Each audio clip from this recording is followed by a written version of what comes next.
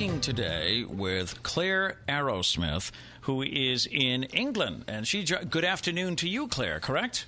Good morning. Yes, absolutely. It's lunchtime here. Lunchtime. And Claire is the author of a book called Brain Games for Dogs. Now, we are all dog lovers here.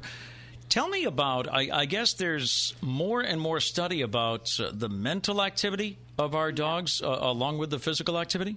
There really is. We're so used to being told you must walk your dog, you must, get it out every day. But more and more now we're aware that puppies and adult dogs have a great capacity for using their brains, and they need to be stimulated. And I deal with problem dogs that maybe if they had been stimulated, we wouldn't have the problems that we're seeing. So someone who once told me a dog never gets bored, that's not true. Oh, that's so not true. It's so not true. I mean, if we were stuck inside the same room every day with one activity to do, you can imagine over time we'd start to get frustrated. And certainly for some of the breeds that have been bred, so carefully over years and years to have great capacity for being a working breed or for, having great mental capacity, then absolutely they need to be doing things all the time. What type of things do you suggest? Well, what I see is owners asking me, and the reason for this book was people saying, well, what shall I do with my dog? We start off and they have great intentions, and maybe they throw a ball, and then they throw a ball, and then they throw a ball, and then after a while the owner gets a bit bored, so the kind of games start to fizzle out. But the limit of games is the limit of your imagination. As long as it's safe for your dog, dogs will learn. If you start early, they will learn different games with you, different games for when you leave them by themselves. So really, you can have so much fun depending on your preferences and what kind of dog you have. We have two dogs at home, actually, but one of them is a beagle. And he has this long. We call it Mr. Snake. It's this furry fabric snake that has some plastic inside and things. And now when I go to work and the kids go off to school, he's alone for maybe 6 hours. Yeah. Well, actually, he's not alone. He's with a golden retriever. Okay, so he has a buddy. He has a buddy, but I will come home and that snake is in a different room every day. Yep. I hardly ever see him play with it when I'm home, but Mr. Snake goes for walks. Right. So maybe when you're there, you are the focus of, or when there's family home, people interaction is more important. But actually, when he's alone, he's needing the company of Mr. Snake to occupy him. Maybe your other dog gets fed up at some point, and Mr. Snake comes out and.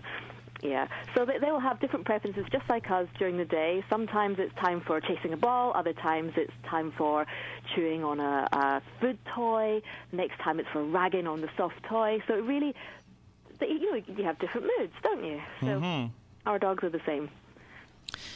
Now, I noticed with some of these games, you're using soccer balls and things. Are we teaching the animal to play ball? I mean, more than just fetch, right? Absolutely. Fetch is great if you can do it, and I see so many people that throw the ball, the dog chases it, and then it doesn't bring it back, so the owners spend their whole day chasing around the field. But yeah, we can play football. You can teach the dog to nudge the ball with its nose or its paws. If you get very excited about that game, you can teach the dog to do goals. Absolutely. You can do whatever you have the time to teach. It's really about the enthusiasm and making it fun for you and the dog. Go ahead.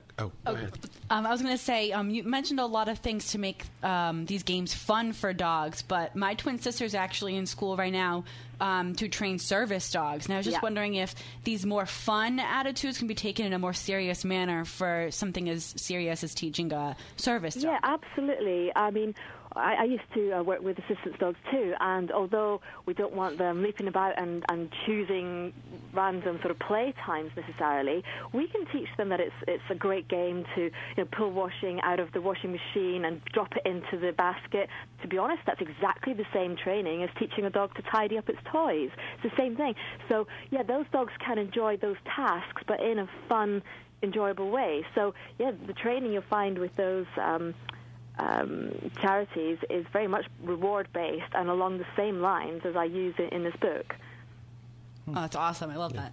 I was just wondering, too, because we work with a lot of shelters here with the radio station. Yeah. And when I've talked to the shelter keepers, they say that some of the dogs that are brought in are problem dogs, and you mentioned that on the outset. Yeah. So are there some certain activities that they can do that would help those dogs that might have that aggressive or antisocial behavior?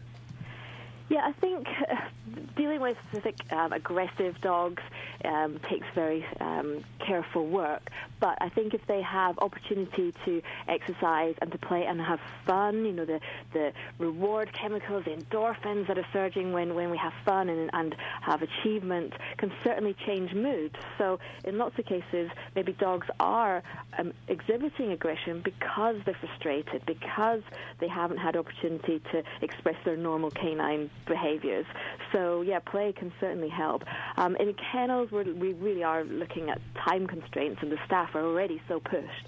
But activity toys where there's food inside, or the dog has to reach up to grab a hanging toy, those sorts of things are great and simple for kennels to use. And it fits in with the staff's regular routines as well. We're talking to Claire Arrowsmith about her book, Brain Games for Puppies. And, I mean, you even focus on people that crate their animal, right? So I assume you're not against crating. I'm not against appropriate crating. Okay, that's important. I see so many mistakes with crating where people put the puppy in first time in the morning and then come back at the end of the day. That's horrendous. For some cases, I think that a crate can be very useful to keep the puppy out of trouble for short periods, maybe while you eat, or if you've got small children in the house, whilst it's going through a destructive phase, if you haven't got anywhere else to leave it. Crate training we use a lot here in the UK in the car as well. But yeah, long periods where the dog is left is not what these crates are meant for. Absolutely not. Yeah. But for the time that it is in the crate, we should at least leave the poor thing with something to do, and that's where there's some really good safe toys that the puppy can be entertained by whilst it's put away. Because appropriately, if the crates are used appropriately, we always use them with our dogs. Yeah. They become a haven for the animal. Absolutely, and that's it. It shouldn't be a place where they're banished or where they're there for long, lonely times. Right. It's there to minimize potential for accidents. I use them a lot with problem clients where it's suitable, and where it's used properly. I can't ever say that enough because I see the mistakes so often. I notice in the book that you're basically teaching the animal life skills with these games, correct? Absolutely. I think sometimes people see games and tricks as being a bit frivolous, but actually if we see it as these dogs are learning skills, they're learning to interact with us, they're learning to watch us, move in certain ways, respond to cues. These are skills that you want your dog to have as a grown-up. So if we teach them early on when they are so enthusiastic, before bad habits have kicked in, then isn't that the best time to do it? So, we can take these apparently frivolous games and use them to our advantage. Teaching them they can be independent, they can have self-control. Yeah. Not like we're training our kids, but Play School and Fisher-Price or whatever come up with these games for babies all the time, right? Yeah, I mean, that's the thing. If we get into good skills and get used to using your brain and thinking, I mean, the worst thing, people often say, they're puppies, we can train later. Well, later, the dog is probably now an adolescent with a whole different agenda going on. There's bad habits occurred. Maybe your house has already been chewed up. Why wait until that point to start training when your puppy is so enthusiastic right from day one? It's there if we just have a go. And Casey noticed something this morning. You were talking about how you like how it's reward based. It's not yelling. Punishment. It's a reward based, so it's positive reinforcement rather than negative. Absolutely. These are baby animals. Why would we want to? I mean, let's face it. If we're playing, what is the worst thing, or the main reason for not wanting to play is if you don't enjoy it.